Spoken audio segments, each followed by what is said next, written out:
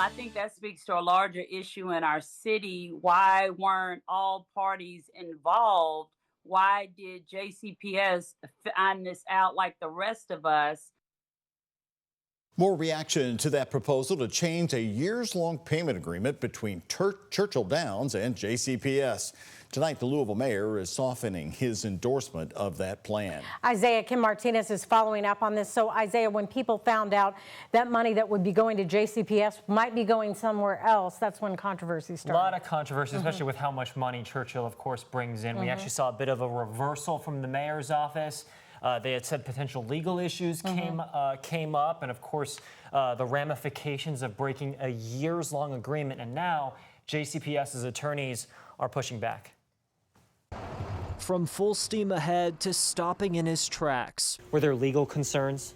There were some that were brought to my attention, yes. Mayor Craig Greenberg softening his stance on a proposal he endorsed last week to change a years-long payment agreement between Churchill Downs and JCPS. I learned a lot last week after the ordinance was initially filed. I learned a lot about existing contracts that were in place that I was unaware of. I learned a lot about the risk of federal funding to JCPS.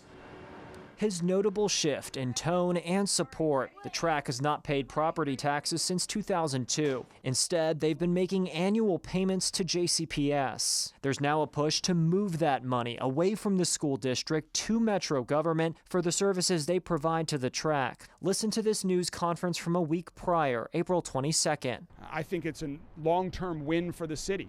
And here I think it's a long-term win for JCPS as well. New jobs are going to be created.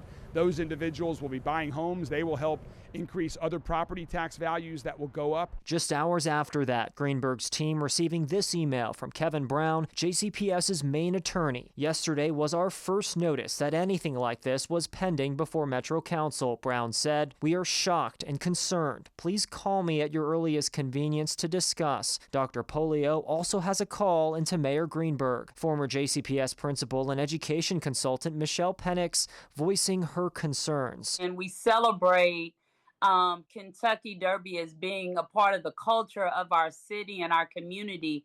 To think that they would not be the largest contributors to the school system, it seems like it should be more transactional than what it is. The proposal to shift this money, accounting for nearly $900,000 as recently as 2019, is part of a bigger plan to exempt Churchill Downs from property taxes for another 30 years. Now there are questions whether stripping JCPS of this funding is legal. So is there a chance that pilot agreement with JCPS, Churchill, can stay? Stay tuned on the details, but I'm having very constructive conversations with some members of Metro Council, along with Churchill Downs.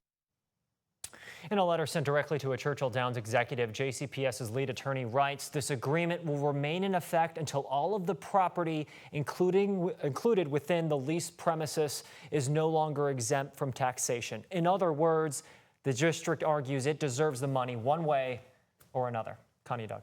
All right. Thank you so much.